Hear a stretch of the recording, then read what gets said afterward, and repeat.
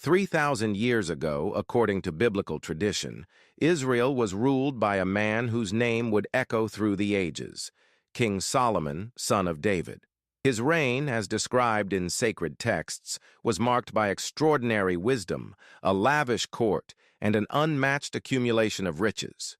Among the many vivid accounts, one story stands out: the visit of the enigmatic Queen of Sheba, who traveled to Jerusalem bearing vast quantities of gold, spices, and precious stones, allegedly from a mysterious land called Ophir. This tale captivated generations, yet Ophir's location, and whether it ever truly existed, remains one of history's most beguiling riddles. Throughout centuries, scholars, treasure hunters, and adventurers have tried to trace the origins of Solomon's immense wealth. From ancient Greeks to Victorian explorers and into the modern scientific era, the elusive minds of Solomon have prompted daring quests across continents. The legend was passed from one era to the next, morphing into something more than just a biblical anecdote. It became a symbol of lost civilizations and unimaginable riches. Amid this fervor, one man's quest stood out: a German explorer named Karl Mauch. Convinced he had uncovered the actual site of Solomon's mines, he ventured deep into the heart of Africa, driven by a mix of faith, determination, and obsession. Yet what he discovered, while extraordinary, wasn't quite what he, or the world, had expected. Karl Mauch's story begins in modest circumstances. Born in 1837 in the German town of Stettin, he came from a humble family. His father a carpenter, later a soldier, and his household marked by scarcity rather than privilege. As a young boy, his life changed with a simple yet powerful gift: an atlas of the world. He was captivated by Africa, then depicted as a blank expanse in European maps, a continent of mystery and unknown potential. This sparked a lifelong dream: to explore the unknown and fill in those vast cartographic voids. Unlike other boys who might have abandoned such fantasies, Mauch clung to his dream with remarkable intensity. While his early fascination with Africa wasn't tied to King Solomon, that would come later, his desire for discovery never wavered. As he matured, he immersed himself in texts, particularly those written by early Portuguese explorers, whose vivid descriptions of African interior lands shaped his worldview. One tale, recorded in 1531 by Portuguese captain Vicente Pegado, left a lasting impression. It spoke of a fortress made of massive stones between the Limpopo and Zambezi rivers, built without mortar, mysterious, ancient, and rich in gold. Pegado believed the structure was linked to the Queen of Sheba and the biblical riches of King Solomon. That one sentence, almost whispered across time, would eventually redirect Mauch's purpose entirely, placing him at the heart of a myth with global implications. Karl Mauch's passion soon evolved into a full-fledged obsession. He devoured books on geography, history, and ancient civilizations, especially those concerning the unexplored interiors of Africa. He meticulously studied 16th-century Portuguese records and noted how often they referred to strange stone structures and vast mineral wealth in the southern regions of the continent. The biblical connection grew stronger in his mind with every page he turned. According to Scripture, Solomon's wealth was so immense that his fleet of ships would return every 3 years from far off, lands laden with gold, silver, ivory, and exotic animals. Among these locations, the names Ophir and Tarshish appear, both still shrouded in mystery. Some scholars speculated these names referred to ancient ports in India or Arabia, while others, like Mauch, began to consider Africa.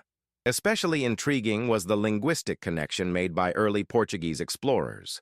When they reached a port called Sofala on Africa's southeastern coast, they believed its name resembled the Greek word Sophir, used in biblical translations to refer to Ophir. This semantic similarity bolstered Mauch's growing conviction that he was on the right path. If the Portuguese sailors were correct, then the ruins near Sofala might indeed be tied to Solomon's legendary wealth. Fueled by this revelation, Mauch became determined to launch his own expedition. But before he could pursue the journey of a lifetime, he faced a daunting reality. He was woefully unqualified, broke, and entirely unproven. Recognizing the vast distance between dream and execution, Mauch set out to reinvent himself as a serious explorer.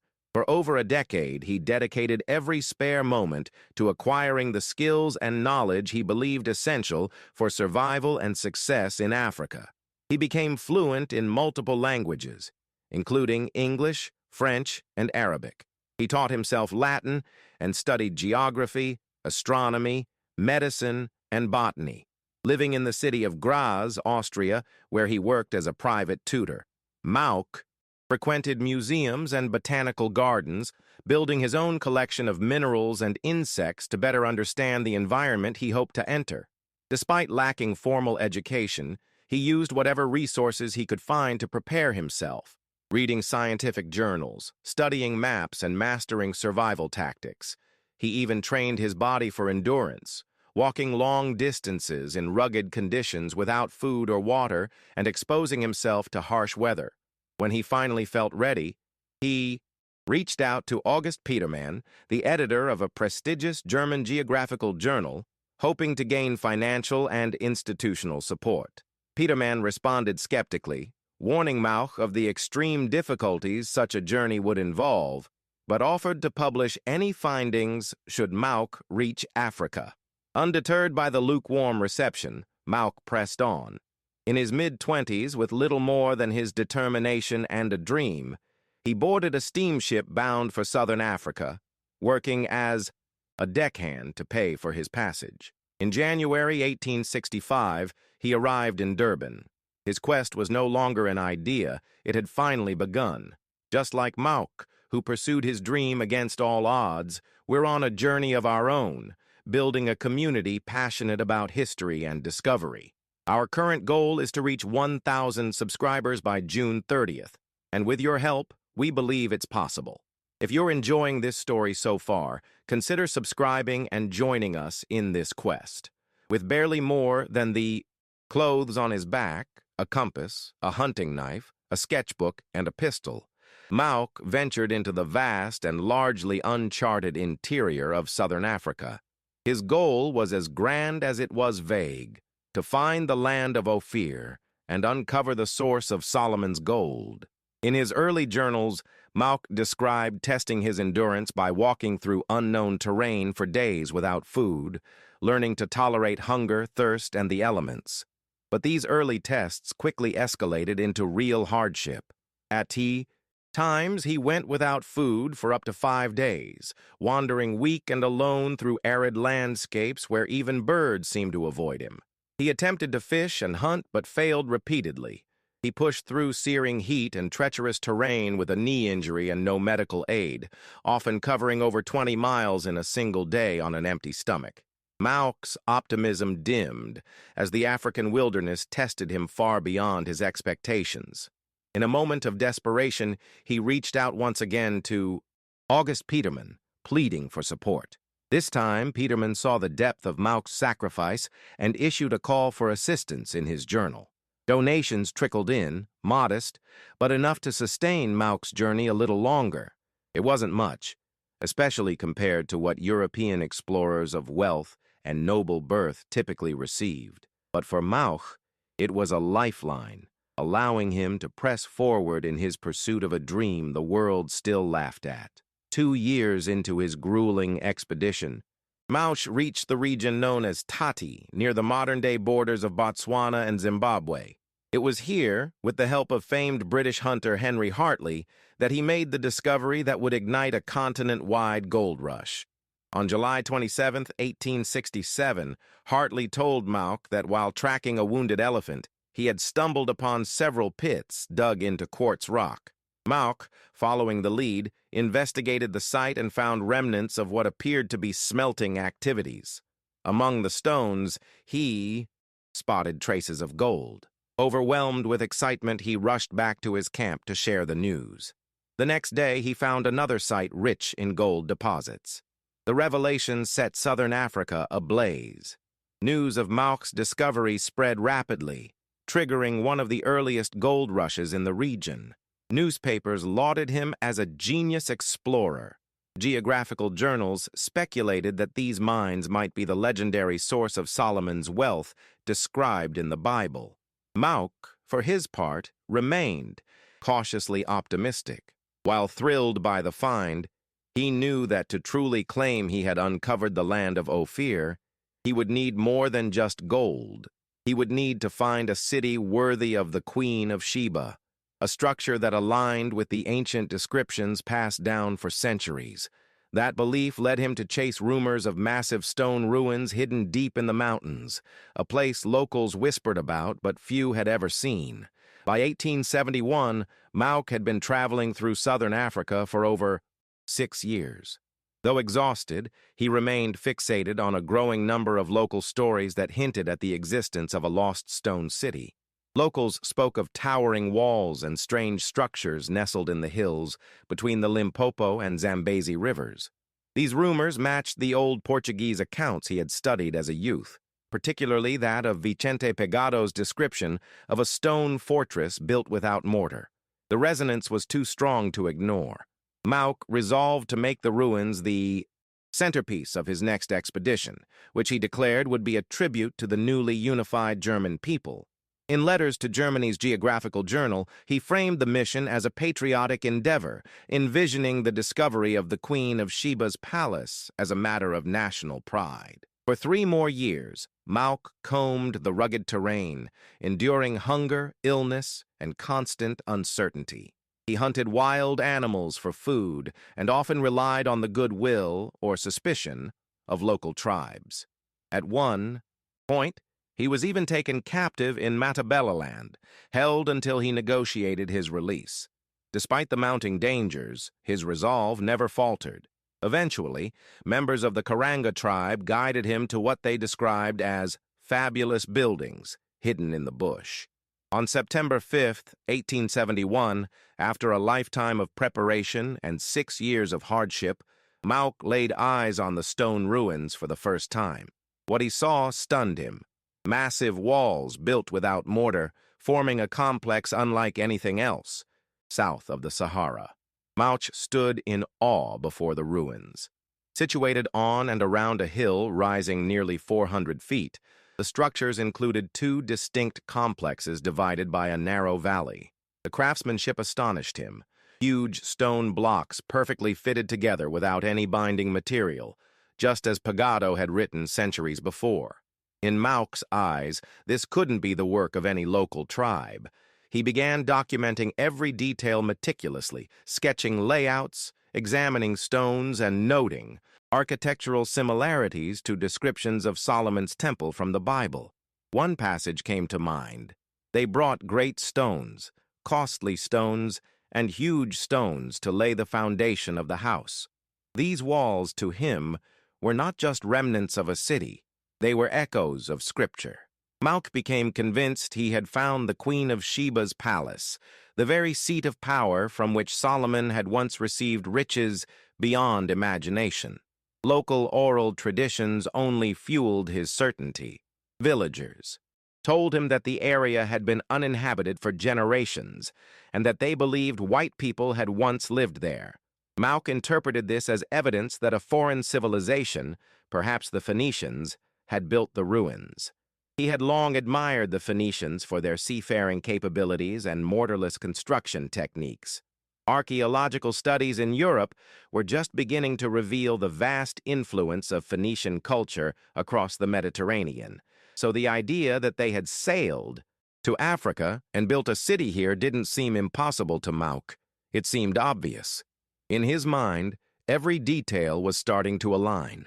Determined to strengthen his case, Mauch began searching for tangible clues that might connect the ruins to the Phoenicians and, by extension, to King Solomon. One vital detail from biblical texts kept resurfacing in his mind: the frequent mention of cedar wood in the construction of Solomon's temple. Cedar, particularly from Lebanon, was famed for its strength and aroma, and was often imported for significant architectural projects in antiquity. Mauch turned his attention to the structural elements of the ruins, especially the wooden beams supporting various stone arches. He collected splinters from a beam positioned above the northern entrance and compared its texture and color to the cedar he knew from personal objects, like his pencil. Convinced of the similarity, he proclaimed that the wood was indeed cedar and therefore must have been imported, as cedar trees did not grow in that region of Africa. To Mauch, this was irrefutable proof. Not only were the ruins built with mortarless stone like those of Phoenician design, but they also contained imported materials mentioned in biblical accounts. He declared in his notes that the city on the mountain mirrored Solomon's temple on Mount Moriah, while the structure in the valley echoed the temporary palace of the Queen of Sheba. Mauch noted the lack of inscriptions as another biblical parallel, stating that Solomon's original temple bore no engravings. For him, the absence of epigraphy wasn't a shortcoming. It was yet another confirmation that the ruins were the biblical Ophir he had pursued for years. In his correspondence and journals, Mauch left little room for ambiguity. He firmly declared that the ruins near Sofala, called Sophara by locals, were the biblical Ophir, and that he had discovered the mines of King Solomon. When Petermann received Mauch's latest dispatches, he wasted no time in publishing the findings. He cited Mauch's claim that the ruins lay roughly 40 miles inland from the port of Sofala and matched the ancient Portuguese reports, aligning with descriptions passed down for centuries. Petermann framed it as a triumphant moment, linking Mauch's discovery to a long-standing European fascination with biblical treasures. The global press picked up the story, and soon Mauch's name was circulating through newspapers and journals. His journey and his supposed discovery stirred a wave of imagination. It also ignited the mind of a young British novelist named H. Rider Haggard, who would go on to write King Solomon's Mines, a novel that would not only cement the myth of Solomon's mines in popular culture, but also turn the concept into a global legend. Haggard's novel became one of the most successful adventure books of the 19th century, introducing the world to a fictionalized Africa filled with danger, mystery, and ancient ruins. Ironically, while Haggard found fame and fortune inspired by Mauch's discoveries, Mauch himself gained almost nothing from the fame. Still, at the time, he believed that history would eventually recognize the value of what he had uncovered. If this part of the story fascinated you as much as it did us, give this video a like. It helps others discover content like this. And don't forget to follow the channel so you don't miss more stories that uncover the forgotten pieces of our past. Upon returning to Germany, Mauch hoped his findings would earn him a prestigious role, perhaps in a university or museum. He believed that his discovery, if not financially lucrative, would at least solidify his legacy among scholars and explorers. But academic circles proved far less welcoming than he anticipated. Lacking a university degree and carrying the eccentric reputation of an amateur adventurer, Mauch found himself marginalized.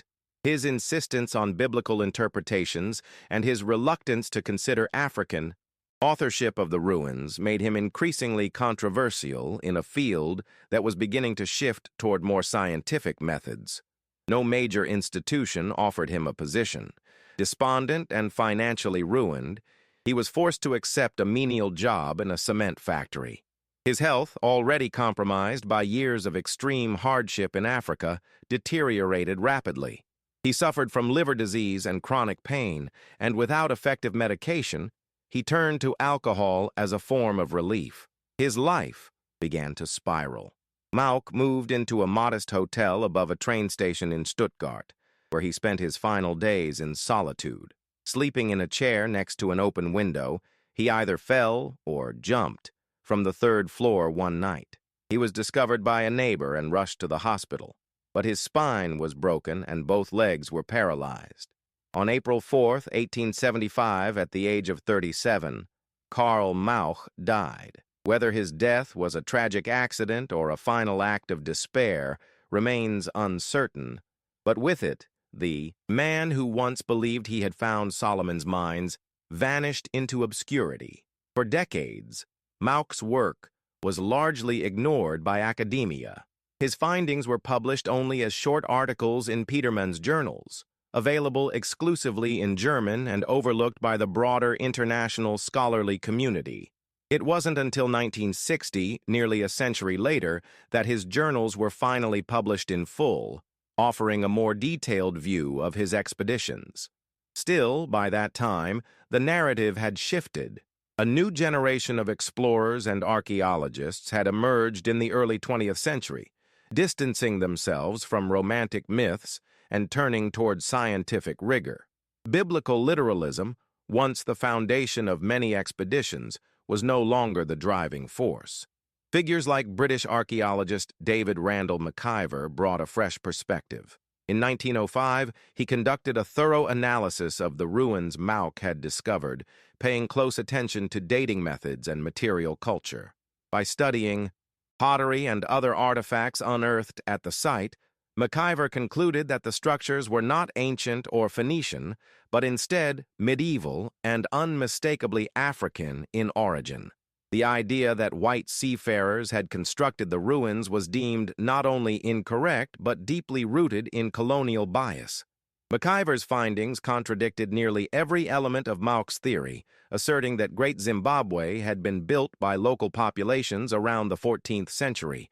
The mortarless construction and even the type of wood Mauch had sampled, once thought to be imported cedar, turned out to be indigenous sandalwood. The evidence was conclusive. Mauch had been wrong, but not entirely forgotten.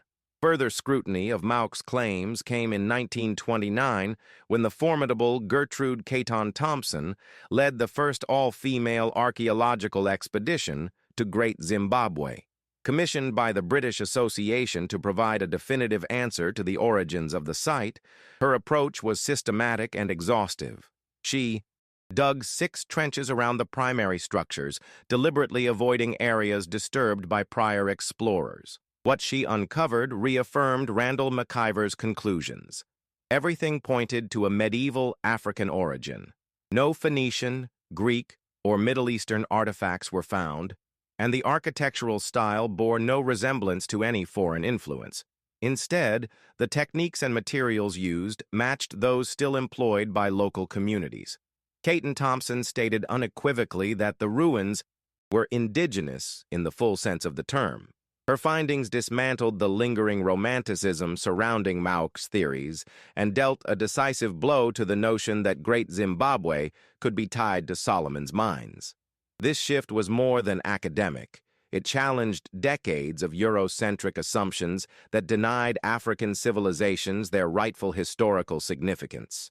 At the time of Mauch's explorations, it was nearly unthinkable in European intellectual circles that sub-Saharan Africans could have built something so sophisticated. But with each new trench and artifact, that prejudice was being rewritten. Caton Thompson's work helped cement Great Zimbabwe as a monument not to biblical legend, but to African ingenuity, craftsmanship, and political organization. Despite the dismantling of Mauch's original thesis, his role in unearthing Great Zimbabwe remains historically significant.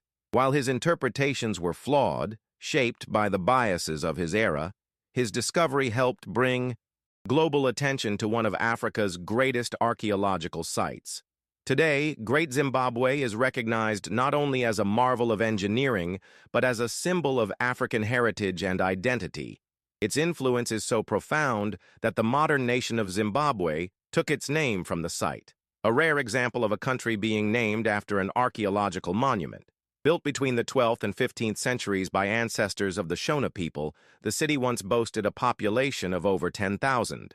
It thrived as a political and commercial hub, leveraging its strategic position for trade in gold and ivory with regions as far away as Arabia, India, and China. Excavations have revealed Ming Dynasty pottery, Arabic ceramics, and Indian beads, clear evidence of a global trade network centered in Africa. The city's economy relied on cattle herding and metallurgy, and its complex stonework remains unparalleled in sub-Saharan Africa. What Mauch had mistaken for evidence of foreign builders was, in truth, a reflection of local innovation and resilience. Though he never realized it, his discovery would eventually help redefine Africa's historical narrative, not as a continent waiting to be civilized, but as a cradle of civilization in its own right. His legacy, complicated though it may be, is woven into the enduring story of Great Zimbabwe. Still, the legend of King Solomon's mines refused to die. Though Mauch's identification of Great Zimbabwe as Ophir had been thoroughly debunked, the romantic pull of a lost treasure fueled by scripture and imagination continued to inspire new expeditions. Throughout the 20th century and into the 21st, archaeologists, historians, and treasure hunters alike searched for the elusive source of Solomon's wealth. The irony is that the Bible itself never actually mentions Solomon's mines. Only his extraordinary riches, his many foreign wives, and the ships he dispatched every 3 years to bring back gold, silver, ivory, and exotic animals. Much of the mythos surrounding the mines came not from scripture, but from H. Rider Haggard's best-selling novel, which catapulted the concept into the global imagination.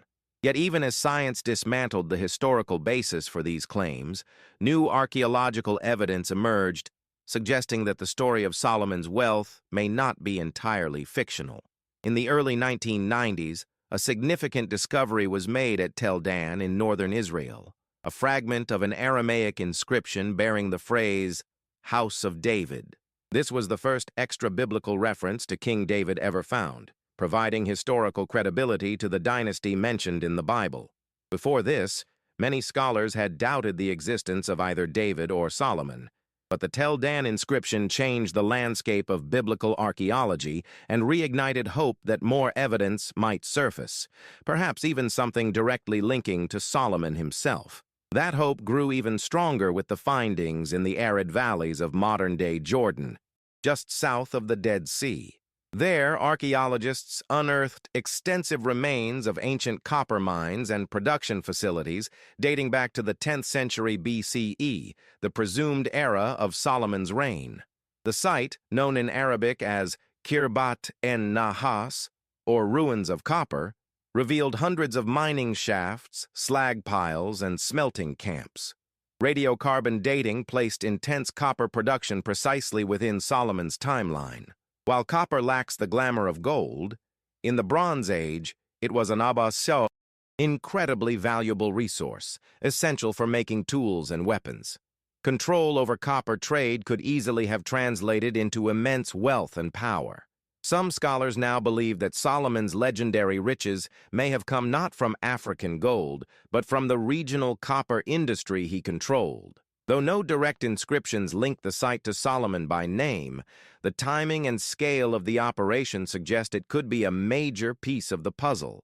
As modern archaeology leans further into scientific rigor, these discoveries bring the conversation full circle, separating myth from fact, while acknowledging that even legends may have roots in truth. Though King Solomon's mines remain unverified in the traditional sense, evidence continues to emerge that supports the existence of his kingdom and perhaps, one day, even the true source of his fabled fortune. For now, the world waits, digging through both the earth and the past for answers.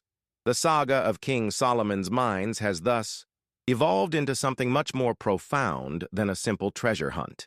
What began as a biblical legend passed through generations became the obsession of explorers like Karl Mauch, whose passion and perseverance brought ancient ruins to light, even if his conclusions were misinformed. Then came a wave of archaeologists who, through scientific inquiry and painstaking excavation, corrected the historical narrative and restored agency to the African civilizations once dismissed by colonial prejudice. Today, Great Zimbabwe stands not as a monument to Solomon or Sheba, but as a proud symbol of African heritage and ingenuity. Yet the search continues, not just for gold or copper, but for historical clarity and cultural validation. In this pursuit, the lines between myth and reality blur in meaningful ways. While Solomon's actual wealth may never be fully traced, the hunt has uncovered something perhaps even more valuable: a broader understanding of how cultures interact with myth, identity, and history. Each layer of excavation peels back not just soil, but centuries of assumptions. The story of Solomon's mines has inspired not only adventurers and novelists, but also historians, anthropologists, and locals who now claim ownership of a narrative once dominated by outsiders. The ruins of Great Zimbabwe have become a focal point for national pride and academic interest, drawing researchers and tourists alike. And somewhere between its silent stones and Mauch's faded journals lies the enduring magic of a story that refuses to be buried. It's impossible to overlook the irony that Karl Mauch, despite his flawed interpretations and colonial biases, contributed to one of Africa's most important archaeological recognitions. His belief in the connection to Solomon may have been misguided, but without his relentless determination, the ruins might have remained in obscurity for much longer. His journey, marked by suffering, hunger, and eventual ruin, is a portrait of a man consumed by purpose, and while he died unrecognized and misunderstood, the legacy of what he set in motion has lived on. Great Zimbabwe, once the backdrop for misplaced biblical fantasy, now stands as a beacon of African achievement, recognized by UNESCO and studied across the globe. The ruins tell their own story of commerce, power, and cultural sophistication, stretching far beyond the narratives imposed upon them. Today, the site serves not just as a testament to the past, but as a rallying point for the future, challenging outdated notions of African history and encouraging a re-examination of what we accept as historical truth. In a sense, Mauch's obsession bore fruit, not in the way he had imagined, but in how it forced the world to look more closely at Africa's role in human history. He opened the door to a dialogue that continues today, one that reclaims space for indigenous narratives and elevates them from the shadows of imperial interpretation. For that, however, unintentionally, he deserves a measure of credit. As we enter a new era of archaeology and historical inquiry, the myth of Solomon's mines serves as both a cautionary tale and an enduring source of inspiration. It reminds us of the dangers of projecting cultural fantasies onto unfamiliar landscapes, but also of the power that stories, however flawed, have to mobilize discovery. Mauch's journey, rooted in biblical conviction and sustained by sheer willpower, led to the unearthing of one of Africa's most significant heritage sites. Although the narrative he constructed around Great Zimbabwe was eventually dismantled, his efforts paved the way for future generations to explore the site with better tools, more inclusive perspectives, and a deeper respect for indigenous histories. His failure was not in uncovering the ruins, but in misunderstanding them. And yet, even this failure helped illuminate the truth. That is the paradox of Mauch's legacy. His dream was inaccurate, but his pursuit was essential. Today, researchers continue to explore the African continent, not to affirm ancient European myths, but to understand the continent on its own terms. The scientific community now approaches sites like Great Zimbabwe not as relics of lost biblical civilizations, but as evidence of Africa's profound and complex contributions to world history. In doing so, they honor the very thing Mauch inadvertently obscured: the voice and legacy of the people who built these great cities long before European explorers arrived with their sacred texts and compasses. So, what remains of the legend of Solomon's mines in the wake of so much myth-busting and archaeological correction? Surprisingly, quite a lot, but in a new form. It now exists as a metaphor for exploration, perseverance, and the ongoing search for truth. The real treasure uncovered wasn't gold or cedar wood or a definitive biblical link, but a deeper understanding of how history is shaped, sometimes warped, by those who seek to define it. Karl Mauch's life, though marred by disappointment, offers a powerful message. Even misguided efforts can lead to meaningful revelations. His story illustrates the resilience of human curiosity and the unpredictability of legacy. Though he died in obscurity, Mauch's dream still echoes in the footsteps of those who walked through the towering stone walls of Great Zimbabwe, marveling not at biblical ruins, but at the brilliance of an African civilization that wrote its own story in stone. The true triumph lies not in confirming a biblical myth, but in recognizing the greatness that was always there, hidden, overlooked, but enduring. And perhaps that is the final irony. In chasing a legend that never was, Mauch helped uncover a history that truly matters, a history that belongs to the people of Africa, a history that, once dismissed, now stands proudly on the world stage, not as a whisper from ancient scripture, but as a voice that will never again be silenced. Now we'd love to hear your thoughts. What did this story make you reflect on? Was Mauch a visionary, a misguided romantic, or both? Drop your opinion in the comments. We read every one of them, and your feedback helps us shape the next journey.